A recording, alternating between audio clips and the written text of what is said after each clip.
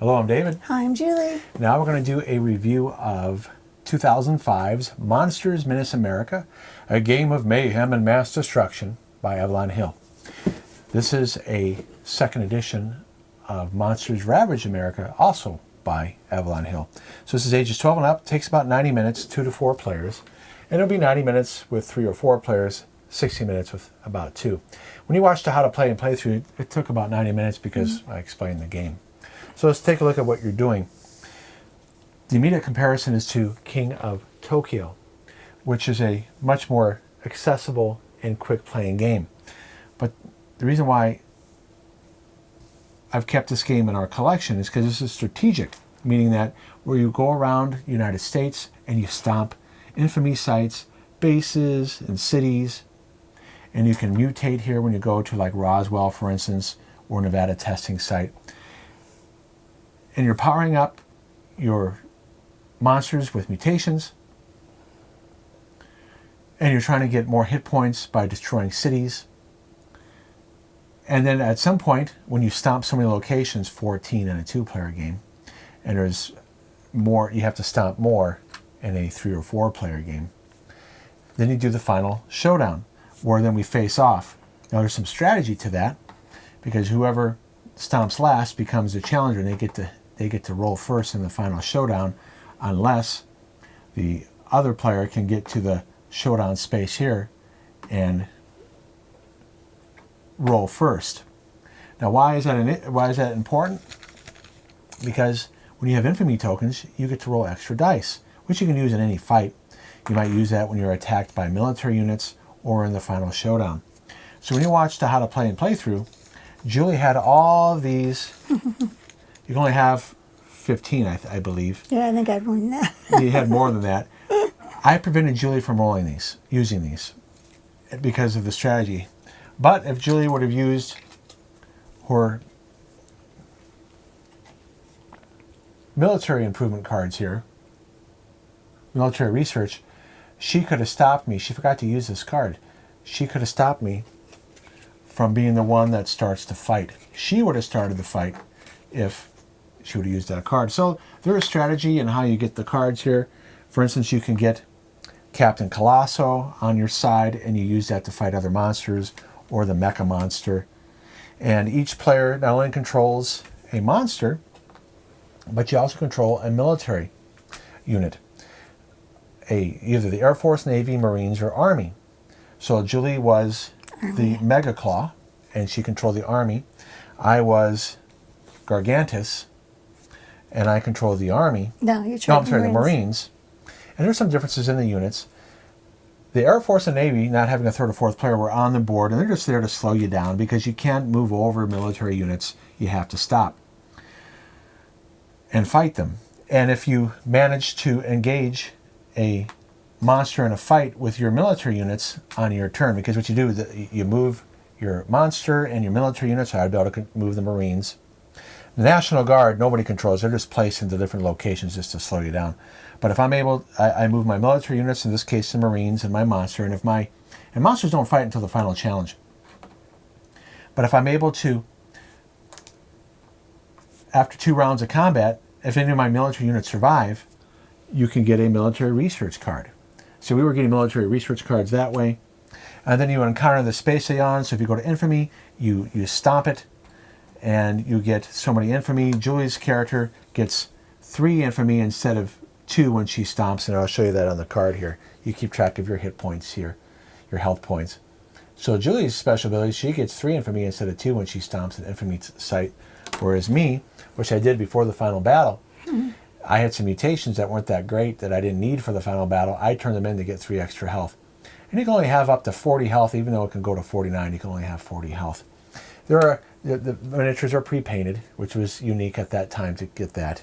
So there's a King Kong. So each monster has different abilities. Like here's your Godzilla. And you can look at the special ability. So whenever you fight military units, you get 2 rounds of combat and you get 3 attacks. You roll 6-sided dice, and you usually have to overcome the defense of the monster that's being attacked by military units, or the defense of the military. So for instance, Fighters in the Air Force, they have defense of 4. They can fly 6. Cruise missiles have a defense of 6. And the neat thing about cruise missiles is if they hit you, and if on a 1, sometimes you want cruise missiles to attack you because if you roll 1, the opponent rolls a 1 on you, you get mutations. So that's the Godzilla. Here's the eye. So unlike, so what's similar to King of Tokyo, instead of power-ups that you pay for with energy, you go to sites to get mutations. And you fight at the very end while you're building up your monster's health and mutations. Now you can't die in this game. If you do lose all your health, you go to Hollywood, just like King Kong in the movie, and you can break free and then have health. So, but you'll be further behind. What was something else here? I guess that's about it. So you're running around, stomping things. So after you stomp so many bases, infamy sites, and cities, you go to the end game, you do the final challenge, and then both monsters fight each other until one wins out of a 3-player game. Let's say I fought Julie in 1, she's out. I would have to pick the next monster to say the King Kong characters, and I have to fight them next. And here's the interesting thing. If Mecha Monster and Captain Colossus are in the game still, even though they were controlled by different opponents, if I manage to destroy my 2 opponents here, player 2 and player 3, doesn't matter if I controlled Mecha Monster or Captain Colosso, they would fight me at the end. So the game could actually win at the end of the final challenge. Don't you get my health or something too? Right. So in the final challenge, you do what's called you weigh in. So if I have 25 health and Julie has 20 health, we write down our health. And if I defeat Julie, doesn't matter if I only have 1 health left, if I defeat her, I get her health. So I would get her 20, so I'd be at 21 to fight the next monster. But in a 2-player game, it only matters if you're going to fight the Mecha Monster and Captain Colosso. So let's take a look at how we reviewed it. Okay, so I go first. I'm going to give you my positives, negatives, and neutrals, and then David will do his, and then we'll tell you how we rated it on the BGG scale. So here we go. Okay. I thought this was a fun monster fighting game. It is a different take of King of Tokyo, which is fun. Well, remember, this came out first. Yeah, and I had never heard of this game until David brought it out. So. Well, the reason why we brought it out is because we were reorganizing our collection. I said, hey, I haven't played this in a while. Let's play it. And I was like, okay, we'll give it a try. And it's fun. The components are very good quality. The miniatures are nicely painted. The boards are nice and thick. Now the cards are average. No, these big cards. I understand that, but you said the qualities are nice. The cards are average quality. Okay, they're not. These are die cut cards. But the little trucks and stuff are fun. I don't know what you. Well, they're the type of quality you would get in the old Game Master series. Oh. Which you haven't played Fortress America. You've played Fortress America once, Axis and Allies, you won't play. But the cardboard is decent. But the pre-painted miniatures, that's what shine. Yeah, I think that's what I was really going for. Right. The art on the cards is fun. It's it's comical. It's not scary or anything. It's fun. It's good art. I don't remember what else I said. Yeah, I just want to show some of the art. Okay. The playtime for me is way too long, even with 2 players. I mean, it's just, I get to a point where I'm like, okay, can we just be done now? Well, it was too long. And in the playthrough, you'll see that I got really tired because he had to explain everything, and I was just spent. But when we played it the first time, it was only 60 minutes. You did fine. And I did okay, but I was exhausted afterwards. So that's, for me, a negative. It is a little bit too long. And obviously it has to take that because you are beating up somebody else. And right, because what you'll be doing is you'll be chasing down the monsters. So as Julie went over here, I attacked her with my Marines and my X-Fighter. She was attacking me over here. And I knew that if I would have, what you could do in the game, you could disappear. So I disappeared to avoid being hit. And what that means then is that you reappear in one of your lairs, which here, or where's my other lair? Oh, right here. So I disappeared to avoid being attacked because you'll use your military units to chase down other monsters. But so to take that is definitely strong. Anything else you want to say about that? No, liked running away, trying to run away as fast as I could from all the planes and stuff, so I while you were stomping stuff. While I was stomping stuff. Well, King of Tokyo, the whole game is take that. It is. But it is. But it's quicker playing. I think that's why I'm okay with it, because it is faster and you can get it over with. And not that I want to get it over with, but I'm just saying it's not. I don't know how to describe it. I think the fact too that I'm fighting upper respiratory infection and not feeling 100% had a lot to do with how I felt about playing this game as well. But it's fun. You know, it is fun, and I'm glad David brought it out to show me how to play it. Yeah. Okay.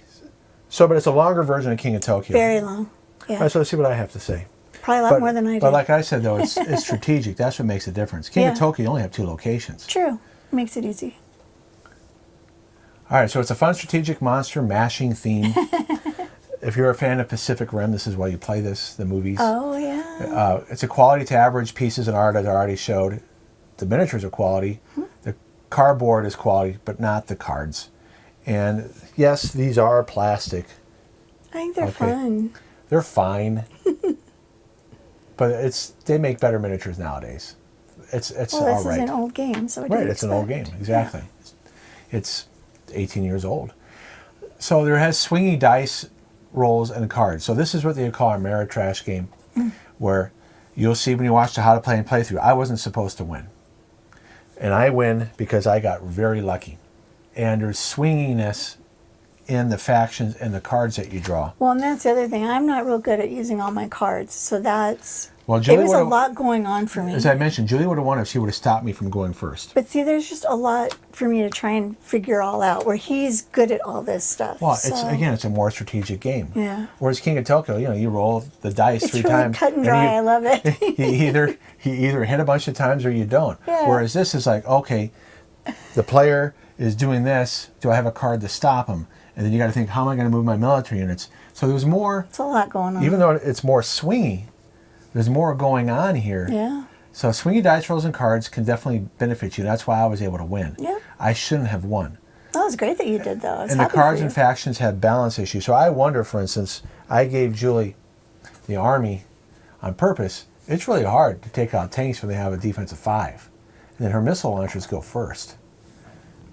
So that's whereas my Marines, my fighters might move fast, but they're more easily destroyed. And my rocket launchers may do 2 damage instead of 1 damage. Yeah. But they don't last as long. Now, another thing, too, you'll see that Julie got this power up. This could really give you an advantage. She got a +1 defense, -1 move. So I needed 5s and 6s to hit her, but I still rolled them. Yeah, you did.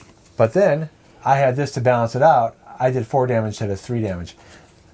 So there's swinginess, like I said, on the cards. And if you get the Mecha Monster, the first time we played, Julie had control of both of these. Mm-hmm. So let's take a look. So it is what it is. It's a negative thing because it could be a very unfun game if someone's getting the good draws and the good rolls. And so that's something to keep in mind, and that's what Ameritrash games are known for. So let's take that gameplay. I'm a neutral on that. I know that's what this is, but so is King of Tokyo. The difference is, like I said, King of Tokyo can be done in 10, 15 minutes. This can take 60 to 90 minutes, and you could be having a miserable time getting unlucky and being picked on, especially in a 3 or 4 player game. If the players want to team up on somebody, they could. It'd be not fun. So this is hard to learn. There's no reference sheets, and the rules are buried. Oh. There are some rules that I was like, oh, I downloaded someone's cheat sheet here off of BGG. Wow. And I was like, oh, if you win in a combat with your military units against another monster, you get a military research card. Yeah. I can't remember the last time we played that correctly. It is so buried in the rule book. Wow. Let me see if I... Did you ever find it? I did. I know where it's at.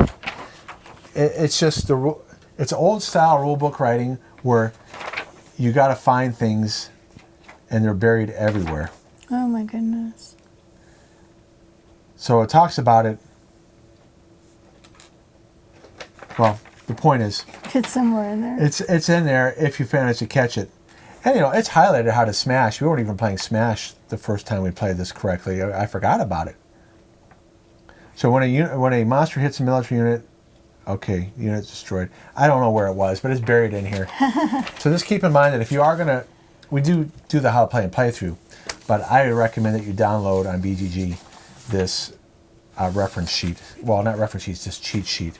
Makes it really easy. And you'll see during the how to play and playthrough, I'm looking at that. I'm not even looking at the rule book because things are just buried all over the place. That's true. You were looking at that. All right, so let's take a look at our rating. Okay. Keeping in mind this is a vintage play. This is a game that I've had for 18 years, and I played it with my brothers, played it with the boys, then played it with you until now. So that's going to affect my rating just by the fact that I've kept it in the collection. So I give it a 9. I enjoy playing this. That's good. When I want to play a longer version of King of Tokyo that's more strategic, this is the game I'll play. There you go. When I want to play a quicker beat up monsters, Do King of Tokyo. King of Tokyo. For you though, it's a 6. Explain why. Because of the length, actually, and because it really, there's a lot going on trying to figure out where to move your thing, where to put your armies, how to play your cards, trying to keep track of everything all at once so you can be the best little monster you can be to win. It's just, for me, it's just a lot. Well, there's It's more just to a lot. invest in this game. Yeah. Which is why I like it. I will play this over King of Tokyo when I want to play a more deeper game. Now, keep in mind it's deeper, but it also has luck. Yeah. And Well, King of Tokyo has luck too. You have the dice. you right, have but to it's roll. quicker. It's like when people talk about gambling. Why do people gamble? And how can they overcome losing so quickly? Because you're able to pull that slot, push that slot button. You lose, and you can play again right away. And it's okay that you lost because it's luck. Yeah. So that's why people will play King of Tokyo knowing that it's so luck-based because it could be over quickly. True. Whereas this game, some people will be like, I don't want to invest that much time in this and get unlucky. Yeah. And as I said, mean, if David really wanted to play this and I wasn't tired, we hadn't played any other games that day, I'd be willing to play it. But I'm not going to suggest it. It's Right. just too long for me. But I had fun. I had a great time playing Right. it. I'm glad he showed it to me and introduced it to me. But it's not something I'll ever be like, hey, let's go play this. So well, when we reviewed other vintage games, there's a reason why certain games have stayed in our collection. I was actually looking at when we reorganized things, most of our games were from the year 2000 and up.